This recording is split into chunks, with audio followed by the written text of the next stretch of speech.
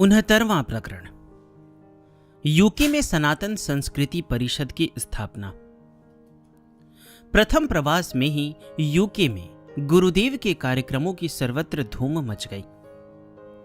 अंतरंग भक्तों की टोली का भी विशाल स्वरूप होता चला गया। इनमें सीताराम रत्न, सर्विस, कृष्णा सेंग, Naresh Raj Vadehra, Vijay, Veermati, Premchand Sood, Harivansh, Kulbhushan Joshi, Jodharam Vashisht, Chanda Ramesh Marwaha, Santosh Jaiprakash, doctor Bakshi, OP Dutt, Baldev Bhardwaj, BN Chhibbar, Lakhanpal, Lajja Sharma, doctor Bairi, Shrimati Malti, BN Mehta, B Das, Malcolm, Champatlal Jain, Tara Jain, Meena, Chandrabhushan Juneja, Roshanlal Gupta, Harmesh Sharma उल्लेख्य हैं। अब इस मंडली ने योजना बनाई कि गुरुदेव के विचारों को स्थायी रूप से संजोकर रखा जाए। इसके लिए सबने मिलकर एक मीटिंग बुलाई। मीटिंग में गुरुदेव के संरक्षण में एक संस्था बना दी गई।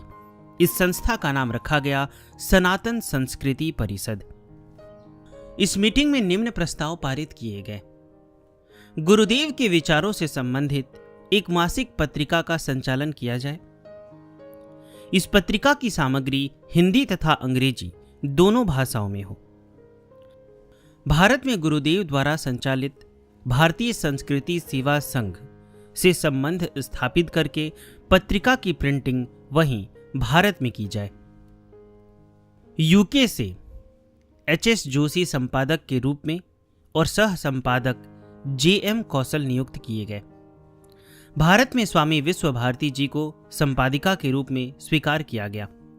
इस पत्रिका का नाम आलोक रखा गया। गुरुदेव ने इस संस्था और पत्रिका का उद्देश्य बताते हुए कहा, विज्ञान को अध्यात्म की भाषा से युक्त करना चाहिए।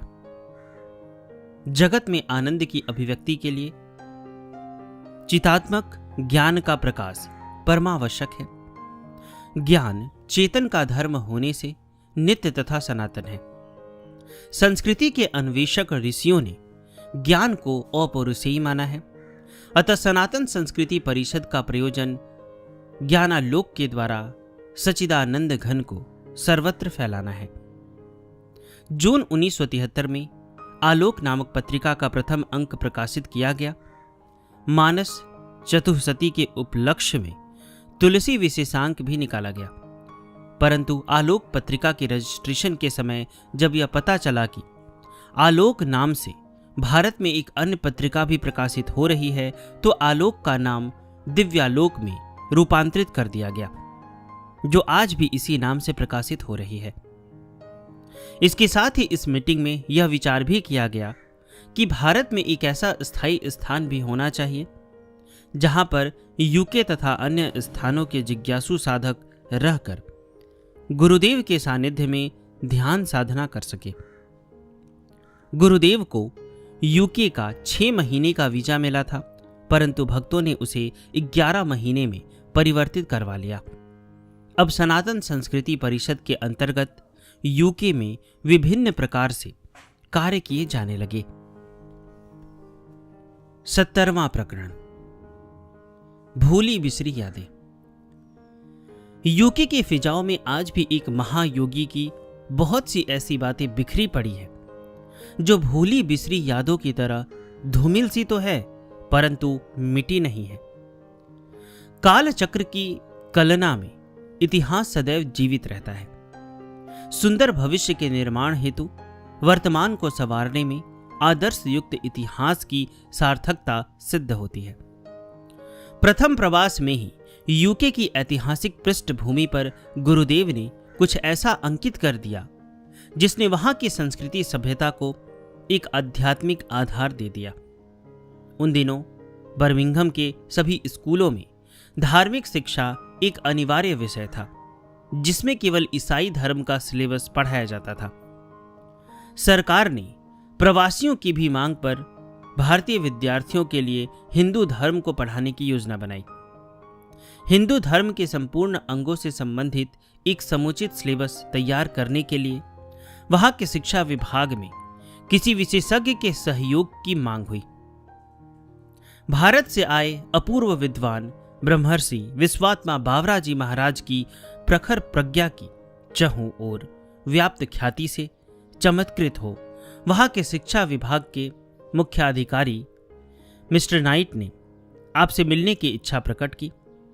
मिस्टर नाइट बर्मिंघम के गीता मंदिर के अध्यक्ष पुरुषोत्तम भारद्वाज तथा उपाध्यक्ष मालती बिंद्रा को साथ लेकर गुरुदेव के पास पहुंचे।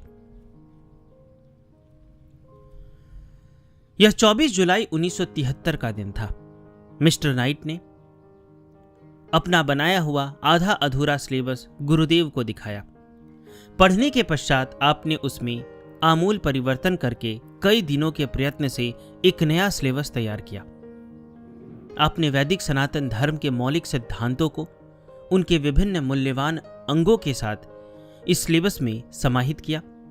आपने इसमें मानव मात्र के लिए उपयोगी ऐसे सार्वभौम सिद्धांतों का समावेश किया जिससे आत्मिक उत्थान के साथ सामाजिक और राष्ट्रीय विकास हेतु आदर्श नागरिक का निर्माण हो सके।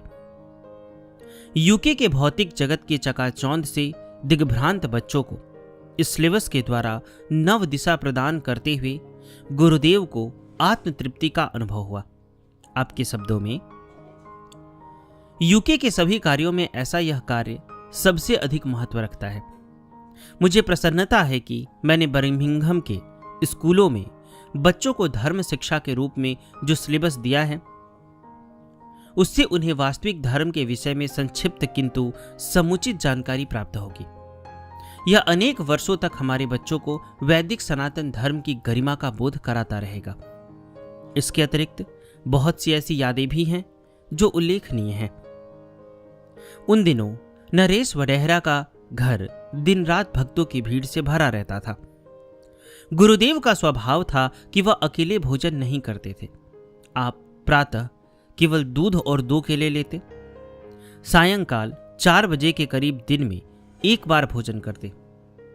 भोजन भी स्वयं में अनूठे तरीके से किया जाता। गुरुदेव के साथ जो भी उपस्थित होता गोल दायरे में बैठ जाता। सामने बड़े बड़े बर्तनों में सब्जी दाल रख दी जाती। आप अपने हाथ से सभी को थाली में दाल सब्जी डाल देते। स्वयं एक लकड़ी की कठौती में दाल सब्जी रोटी सब मिलाकर डाल देते। भारतीय तरीके से बनी रोटी को गोल दायरे में बैठे भक्तों के हाथों में दे जाते। इसके पश्चात सामूहिक रूप से मंत्र बोला जाता। ओम सहनाववतु सहनो भुनक्तु सह वीर्यं करवावहे तेजस्विनावधीतमस्तु मा विद्विषावहे। ओम पूर्णमदः पूर्णमिदं पूर्णात् पूर्णमुदच्यते पूर्णस्य पूर्णमादाय पूर्णमेवावशिष्यते। ओम शांति शांति शांति। ओम। सस्वर मंत्रोच्चारण के पश्चात सर्वप्रथम गुरुदेव अपने मुख में एक ग्रास डालते। उसके पश्चात सभी खाना प्रारंभ करते। दाएं हाथ से स्वयं भोजन करते हुए आप बाएं हाथ से रोटी सब्जी वितरित करते जाते। बहुत से अंग्रेज शिष्य इस प्रकार भारतीय भोजन का आनंद लेने के लिए सायंकाल 4 बजे आपके पास पहुंच जाते। गुरुदेव इतने प्यार मनुहार से खिलाते कि खाने वाला 2 रोटी की भूख होने पर 4 रोटी खा जाता। अंत में रोटी बनाने वालों को जब तक खिला ना देते तब तक आप स्वयं नहीं उठते थे। कभी कभी भक्तों की भीड़ बहुत अधिक हो जाती। गुरुदेव जबरदस्ती सबको खाने के लिए बिठा लेते तो बहुरानी का दिल घबराने लगता कि कहीं सब्जी कम ना हो जाए, दाल खत्म ना हो जाए, खासकर भिंडी और करेले जो बनकर तो थोड़े से ही रह जाते। बहुरानी भयभीत हो गुरुदेव को इशारों से समझाती कि भिंडी या करेले थोड़े परोसो, परंतु आप इशारों को अनदेखा कर बारंबार आग्रह करते हुए भक्तों को खूब खिलाते जाते। अंत में बहुरानी ढक्कन उठाकर देखती तो देखकर हैरान रह जाती कि उसमें पड़ी सब्जी से तो अभी बहुत से लोग और खा सकते थे। बहुरानी के लिए यह भी हैरानी की बात थी कि वह दिन भर में सिर्फ 2 बोतल दूध खरीदती, जिसमें गुरुजी भी प्रातः सायं एक एक गिलास पीते। 2 साल की बच्ची रंजना भी बार बार पीती। आने जाने वालों के लिए सारा दिन चाय भी बनती, परंतु ऐसा क्या है कि रात को फिर भी दूध बच जाता। जादू चमत्कार में वह कतई विश्वास नहीं करती, परंतु ये सब बातें अविश्वसनीय लगती। गुरुदेव का लौकिक व्यवहार इतना सरल, इतना स्नेही, इतना अपनत्व भरा होता कि किसी को कुछ सूझता ही ना। अब बच्चों के साथ बच्चा बन जाते और बड़ों के साथ मित्रवत व्यवहार करते। बहुरानी पंजाबी कढ़ी बनाती तो उत्तर प्रदेश के गुरुदेव रुचिकर न होते हुए भी ऐसे खाते जैसे उनका सबसे अधिक स्वादिष्ट भोज्य पदार्थ हो। सरसों का साग, मक्के की रोटी नापसंद होते हुए भी आप पसंदीदा पकवान की तरह खाते जैसे विदुरानी के केले के छिलके हो। जब शुक्रवार को घर में सत्संग होता तो 2-2.5 साल की बच्ची रंजना प्रवचन कर रहे गुरुदेव के पास चली जाती। उनकी ओढ़ी हुई गर्म साल को नन्हे हाथों से उठाती और गोदी में घुसकर सो जाती। बहुरानी उसे उठाने आती तो आप इशारे से मना कर देते और प्रवचन करते रहते। एक दिन प्रातः बहुरानी घर का काम निपटाकर पास के शॉपिंग सेंटर में सब्जी खरीदने के लिए जाने लगी। तब बच्ची रंजना को साथ ले जाने के लिए ढूंढने लगी तो वह घर पर नहीं मिली। कहीं भी ना मिलने पर सभी घबरा गए। गुरुदेव बोले,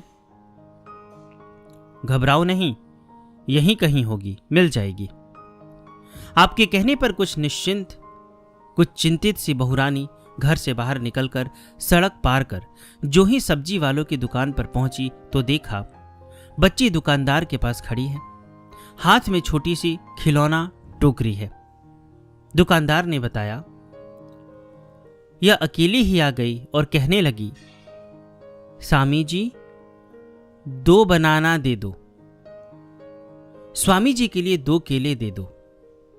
और मैंने इसे 2 केले दे दिए।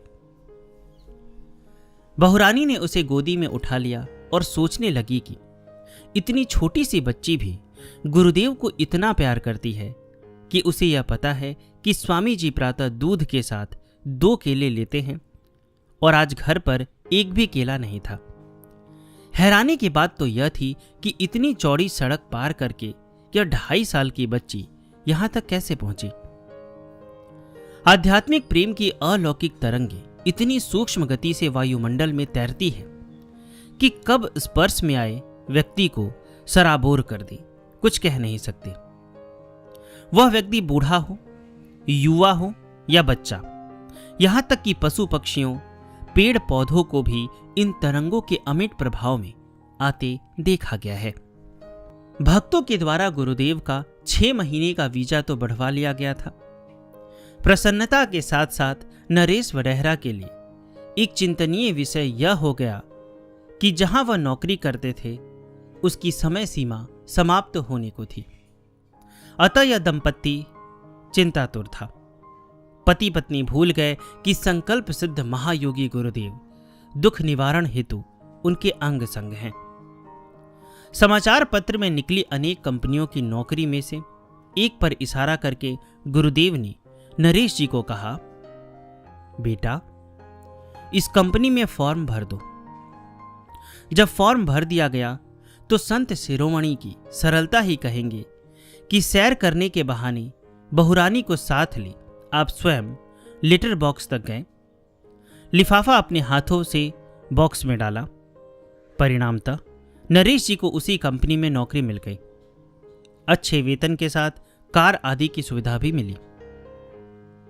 बहुरानी को तो एक ही प्रसन्नता थी कि अब गुरुदेव को पैदल नहीं अपितु गाड़ी में मंदिर तक ले जाया करेगी। तेरी वस्तु तेरे अर्पण। इसी भावना से बहुरानी गुरुदेव की कृपा से प्रातः प्रत्येक साधन सामग्री को उन्हीं के लिए प्रयोग करने की भावना रखती। संभवतः इसे ही भक्ति, समर्पण अथवा पुनीत प्रेम कहते हैं। गुरुदेव योग प्रशिक्षण की कक्षाओं में प्रातः योग साधना सिखाते और सायंकाल योग दर्शन पर शास्त्र सम्मत और अनुभूत विचार देते। इन्हीं दिनों योग प्रशिक्षण की कक्षा में एक अंग्रेज लड़का आया जिसका नाम मिस्टर रिकी था। रिकी ने योग संबंधी अनेक प्रश्न पूछे। अपने प्रश्नों के तर्क सम्मत समाधान पाकर वह इतना प्रसन्न हो गया कि विधिवत यौगिक क्रियाएं सीखने की इच्छा व्यक्त की। गुरुदेव ने अगले दिन से ही उसे यौगिक क्रियाएं सिखाने की स्वीकृति दे दी। अन्य अंग्रेजों की तरह रिक्की ने भी फीस पूछी तो आपने कहा, हमारे भारतीय संस्कारों में इस प्रकार की शिक्षा का कोई मूल्य नहीं लिया जाता। एक अंग्रेज युवक के लिए यह बिल्कुल नई बात थी। उसने फिर प्रश्नों की झड़ी लगा दी। आपने प्रश्नों के उत्तर में उसे जीवन का उद्देश्य समझाया। आपने उसे भी आदर्शनिष्ठ यथार्थवाद के सिद्धांत को अपनाकर पूर्ण विकसित जीवन जीने की शिक्षा दी। आपने बताया, वर्तमान का यथार्थ अतीत के आदर्श की ही एक अवस्था विशेष होता है। भविष्य भी वर्तमान की ही एक अवस्था विशेष है। मनुष्य के सामने यदि अतीत का कोई आदर्श नहीं हो तो वह विकास नहीं कर सकता। आदर्श के अभाव में जीवन का उत्कर्ष नहीं हो सकता। मनुष्य के सामने यदि कोई आदर्श न हो तो वह उठकर खड़ा भी नहीं हो सकता। गीता में कहा है, श्रेष्ठ पुरुष जैसा आचरण करते हैं अन्य लोग भी वैसा ही अनुकरण करते हैं। आपने यह भी कहा, एक बात याद रखो, मनुष्य जो साधना करता है वह मनुष्य ही बने रहने के लिए नहीं करता। मनुष्य परमात्मा बनने के लिए परमात्मा की भावना करता है, उसको याद करता है, उसका ध्यान करता है। अतीत को देखते हुए ही यह बोध होता है कि हमें वर्तमान में किसे ग्रहण करना है, किसको अपनाना है और किसे छोड़ना है। अतीत में हुए श्री राम हमारे लिए आदर्श हैं, परंतु रावण का चरित्र त्याज्य है। मनुष्य जीवन में आदर्श की बहुत महिमा है। आदर्श को ध्यान में रखते हुए वर्तमान में मिले हुए साधनों का सदुपयोग करना चाहिए। इससे सुंदर भविष्य का निर्माण स्वतः होता चला जाएगा और जीवन आनंदमय बन जाएगा। आनंद की अनुभूति से भरा जीवन ही निर्वाण कहलाता है। वाण का अभिप्राय है दुख, निर्वाण का अर्थ है दुख से रहित अवस्था। जहां दुख का सर्वथा अभाव हो, ऐसा अक्षय आनंद जीते जी प्राप्त किया जा सकता है। प्राचीन ऋषि मुनियों द्वारा प्रदत्त योग साधना के अभ्यास से तुम स्वयं को जान सकते हो, आत्म अनुसंधान करते हुए परम आनंद को प्राप्त कर सकते हो। मिस्टर रिकी लगभग 4 महीने तक आपके पास योग साधना सीखता रहा। गुरुदेव ने उसका नाम रिकी से ऋषि रख दिया। ऋषि लंदन से लगभग 170 मील दूर यूके के पश्चिमी क्षेत्र लाइम रेगिस का रहने वाला था। उसने यूके के अंग्रेज लोगों में गुरुदेव के अनेक बड़े बड़े कार्यक्रम आयोजित करवाए। ऋषि की शादी कैथी नाम की एक कैनेडियन लड़की से हो गई। कैथी का नाम बदलकर गुरुदेव ने ऋचा रख दिया। ऋषि और ऋचा दोनों ही श्री चरणों के अनन्य अनुयायी बन गए। यह दंपत्ति भारतीय गृहस्थ आश्रम के आदर्श जीवन को जीने लगा। दोनों पति पत्नी ने अपने जीवन का लक्ष्य गुरुदेव के मिशन के उद्देश्य को प्रसारित करने का बना लिया। उनके साथ अनेक अंग्रेज युवकों की टोली भी सहयोग देने लगी। गुरुदेव भी इन दोनों को बेटे और बहू का प्यार देने लगे। एक बार ऋषि के साथ भी ऐसी ही घटना घटी जो भूली बिसरी बातों में सम्मिलित की जा सकती है। एक दिन सायंकाल भोजन के समय जब गुरुदेव के सामने भोजन परोस दिया गया तो बार बार आग्रह करने पर भी आप यही कहने लगे अभी नहीं, किसी के आने की प्रतीक्षा है। 1 घंटे पश्चात जैसे ही गुरुदेव ने आवाज लगाई, अच्छा अब रोटी दे दो, बहुरानी ने हैरानी से देखा कि तभी ऋषि ने भीतर कदम रखा। ऋषि ने आश्चर्ययुक्त प्रसन्नता से कहा, ओ स्वामी जी, मैं घर से सोचकर चला था कि आज आपके साथ भोजन करूंगा, परंतु भयभीत था कि आप तो 4 बजे ही भोजन कर लेते हैं। बहुत देर हो चुकी थी, सोचा आज मुझे प्रसाद नहीं मिलेगा, लेकिन संयोग ही कहेंगे कि आपने आज अभी तक भोजन नहीं किया। बहुरानी को सारी बात समझ में आ गई कि स्वामी जी किस अपने की प्रतीक्षा में भूखे बैठे हैं। गुरुदेव ने प्रेम पूरित प्रसन्नता से भोजन परोसना प्रारंभ कर दिया।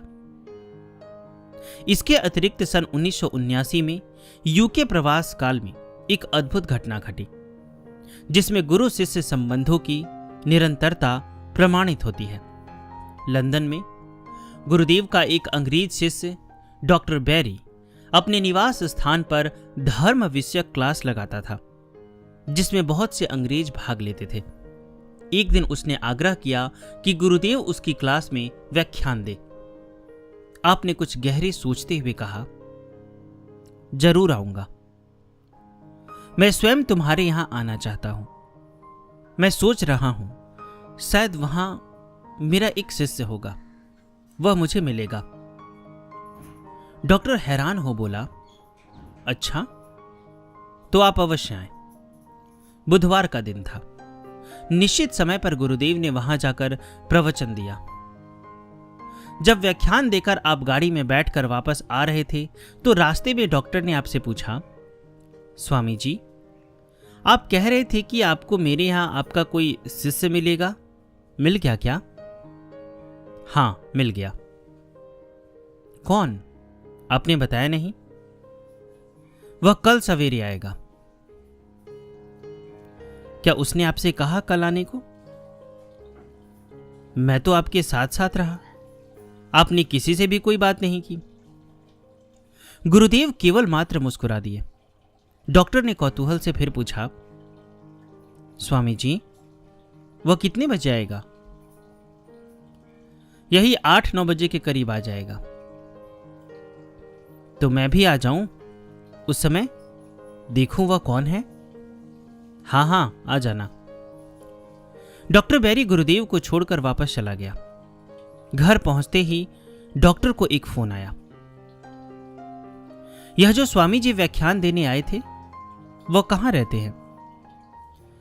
वह साउथ हॉल में ही रहते हैं। क्यों, क्या बात है?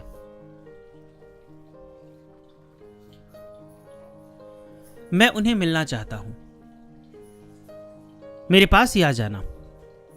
मैंने भी सुबह 8 बजे उनके पास जाना है, इकट्ठे चलेंगे।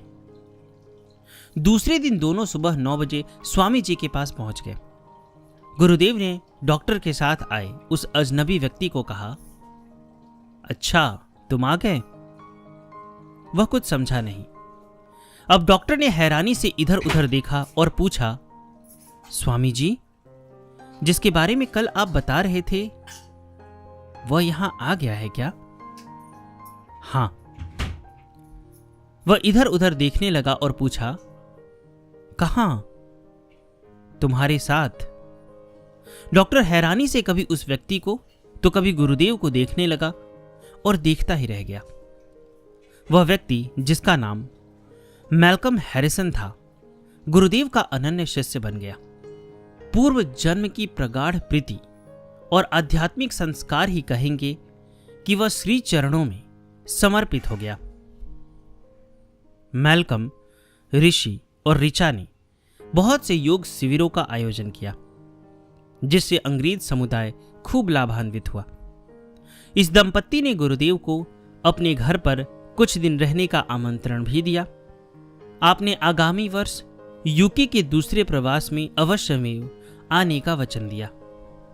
यूके के शहरों के विभिन्न चर्चों में भी गुरुदेव के प्रवचन होते रहे। वहां आपका मुख्य संदेश था, धर्म माना नहीं जाता, धर्म जाना जाता है। वह अंधविश्वास का नहीं, बोध का विषय है। धर्म केवल मात्र आस्था का नहीं, अपितु शोध का विषय है। आपने कहा, जो मैं सिखाता हूं वह वैदिक विज्ञान का रास्ता है। यदि आप वैदिक विज्ञान के अनुसार अपना जीवन जीते हैं तो इसी जीवन में अनंत आनंद की अनुभूति कर सकते हैं। वैदिक सनातन धर्म का सिद्धांत है कि जिसकी जीते जी मुक्ति नहीं हुई वह मरकर मुक्त क्या होगा, क्योंकि या मति सा गति, जैसी आपकी वर्तमान की अवस्था है वैसा ही भविष्य होगा। यदि आप सोते समय भिखारी हैं तो सवेरे उठते ही करोड़पति नहीं बन जाओगे। मृत्यु आने तक एक प्रकार की निद्रा और पुनर्जन्म माने नींद से जागना। जो आज आपके पास है वही कल आपका प्रारब्ध होगा। बुद्धि का बोध युक्त होना ही धर्म है। बोध युक्त तत्ववेता ऋषियों के बताए मार्ग का अनुसरण करके योग साधना के द्वारा विवेक युक्त बुद्धि को प्राप्त करो। इस बुद्धि के प्रकाश में किए गए कर्म सुंदर भविष्य का निर्माण अवश्य करेंगे। इस प्रकार यूके के कोने कोने में वैदिक सनातन धर्म के मानव मात्र के लिए कल्याणप्रद सिद्धांतों का शंखनाद करते हुए गुरुदेव 23 सितंबर 1973 को भारत के लिए प्रस्थित हुए।